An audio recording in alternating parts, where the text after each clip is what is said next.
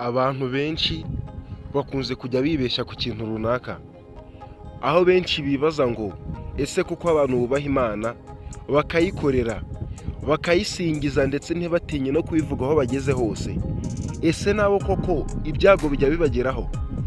Ese nabo ibibazo bijya bibashyikaho ku buryo bajya ku karubanda buri umwe wese wigeze ubamenya ku cyiza bavuga Imana akaba yabamenya noneho ku kibi babaye ku karubanda? Gusa sinzi uko ubyumva, ariko numenya uwavuze aya magambo ngiye gusoma ushobora kuza kujya wafata umwanzuro ukamenya ati burya koko ntawe bitabaho, birashoboka ko uwo ari we wese. Aya ni amagambo yanditse mu rurimi rw'Icyongereza yagaragaye ku rubuga rwa Instagram avuga ngo "Today, the life I'm living is not the life I chose. I'm living in bad situation. And I didn't deserve this. I know I made a bad decision in my life. But it's okay. God allows some things to happen so we can learn. I have learned a lot. No man will ever lie to me again to destroy my life. The next man I chose to be with, I will first get to know him well, know his family and know everything about him. No one will ever use me again." Aya magambo yanditse muri rw'Icyongereza yagaragaye ku izina ry'umuntu bita Ishimwe Vestine. Iri zina kurivuga si igitangaza, ntawe utarizi muri Rwanda. Uretse no mu Rwanda, ibihugu byinshi ku isi mw'iyi minsi bishobora kuba iri zina birizi. Ariko tugenekereje mu Kinyarwanda yari arimo ashaka kuvuga ngo, aho yagiraga ati "Uyu munsi ubuzima mbayeho si ubuzima bwo nahisemo. Ndi mu bihe bingoye kandi si byo nkwiye. Ndabizi ko nagize amahitamo mabi mu buzima bwanjye, ariko nta kundi. Imana yemera ko ibintu bimwe bitubaho kugira ngo tubyigiremo. Narize bihagije, nta mugabo uzongera kumbeshya ukundi ngo nyangirize ubuzima." Gusa uyu mugore usa nk'uri kwicuza arimo avuga ati ntago azigera yongera gukora amahitamo mabi bitewe n'uko undi mugabo yazahura nawe ngo yazabanza akamenya buri kimwe cyose kuri we. Aho agira ati "Ubutaha ninjya guhitamo umugabo tuzabana, azaba ari uwo tuziranye neza, nzi umuryango we ndetse na buri kimwe kuri we, nta muntu uzongera kunkoresha ukundi." Ese we nyuma yo kumva ibi ngibi, iyi nkuru ndabizi ntabwo isobanukiwe neza, ni mpamvu kibi byabaye uyu mukobwa Vestine tuzi mu ndirimbo zo kuramya ndetse no guhimbaza Imana, tumuzi ari mu bihe byiza, nyuma yo gukora ubukwe bw'akataraboneka akabukorera ahantu harenze ndetse no mu bantu barenze. Ibyamubayeho nyuma y'iki gihe ni ibiki? Njye ndi Honore, ikiganiro cyo n'Umunyabyimbitse nk'ibisanzwe mushimira kubukurikira. Nyuma yo kunyumva mu biganiro byinshi bitandukanye bivuga kuri siyansi, ariko uyu munsi inkuru y'akababaro nayo ntitwabura kuyivugaho. Kangaruke tuvuga imva n'imvano y'ibi ngibi. Ni iki cyihishe inyuma y'ibi ngibi, haba ku mugabo wa Vestine ndetse yaba nawe ubwiwe? Ni mpamvu kibi yabiteye? Kanze tubivugeho.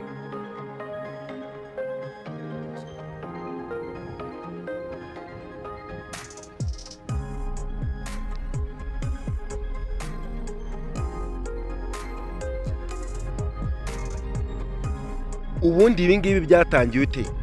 Ibi byatangiye ahasaga mu mpera z'umwaka wa 2020, umukobwa yamenyekaye ku izina rya Ishimwe Vestine ndetse na murumuna we Dorcas, aho bamenyekanaga cyane bwa mbere ku ndirimbo bita Nahawe Ijambo.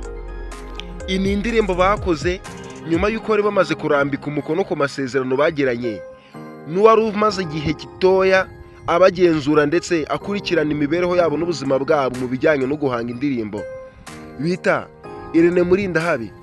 Nibwo babashije gukora iyi ndirimbo mu minsi itari myinshi cyane ku rubuga rwa YouTube, ishyika kuri views zishyika kuri miliyoni mu minsi mike.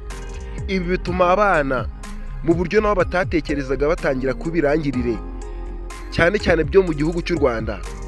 Gusa nyuma y'iminsi myinshi bakomeje barakura, gusa bari no mu mashuri bakiri na batoya cyane, umwe ku myaka 18 undi mu gihe yari akiri mu myaka 17.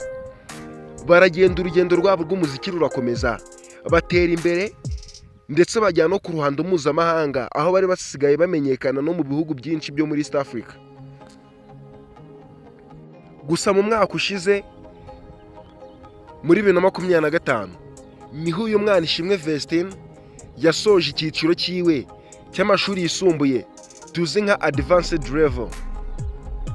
Arayasoza, arangiza kwiga ku myaka ya 21. Naho uwo murumuna we Drucas we yari akirimo yasoma. Gusa uwo Vestine agisoza cyane rwose nta minsi mike yiciyemo, nibwo yahise abengukwa n'umusore bita Idrissa Jalak kwa Drago. Uyu ni umusore wo mu gihugu cya Burkina Faso. Abenshi bamenye ati uyu ni umusore ufite amafaranga menshi ndetse w'umunyacyubahiro unazwi cyane, nubwo bitakunzwe kuvugwa ndetse nta n'amakuru y'umwihariko amuvugwaho. Gusa yaje kubenguka uyu mukobwa w'umunyarwandakazi, bigira no ku rwego rwaho bapanga umushinga w'ubukwe ndetse binagerwaho, aho ku itariki 5 Nyakanga 2025 ahazwi nka Intare Conference Arena, aha ni mu mujyi wa Kigali Rusororo, aho habereye ibirori bidasanzwe byayobowe n'umwe MC bita Lion Manzi, uyu wamenyekaye cyane mu kuyobora ibitaramo bitandukanye mu Rwanda ndetse birenze. Ubukwe bwarabaye, buragenda bikirangirire, busiga amateka menshi ku isi ndetse mu Rwanda cyane by'umwihariko. Aya mateka aravugwa, gusa amagambo menshi y'abantu yaragiye aravugwa, aho babwiraga uyu mwana ati ushatse ukiri muto kabyarawe urayobye, abandi akamubwira ati uraduhemukiye, abandi turaturumbiye. Gusa umwana nawe ntago yaje kubyakira neza, aho yagendaga basubiza ku mbuga zitandukanye ziwe avuga ati ntago nari nzi ko mwankora ibi bintu, sinari nzi yuko mwamvugaho aya magambo, ati ngiye ibi ngibi mbifata nk'ari umupangu w'Imana. Umwana rwose barabyishimira, mu rukundo rwe rakomeza araryoshya ndetse buri kimwe cyose yifuza agishikaho, ibyishimo biba byinshi.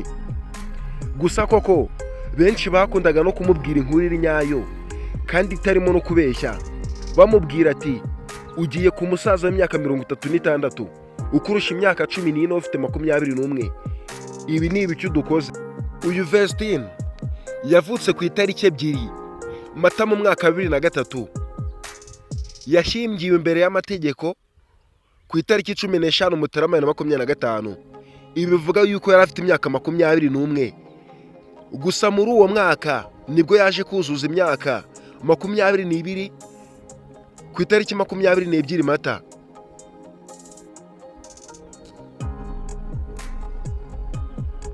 Naho uyu mugabo wiwe Idrissa Jalak kwa Drago yavutse ku itariki 21 Mata mu mwaka w'1989.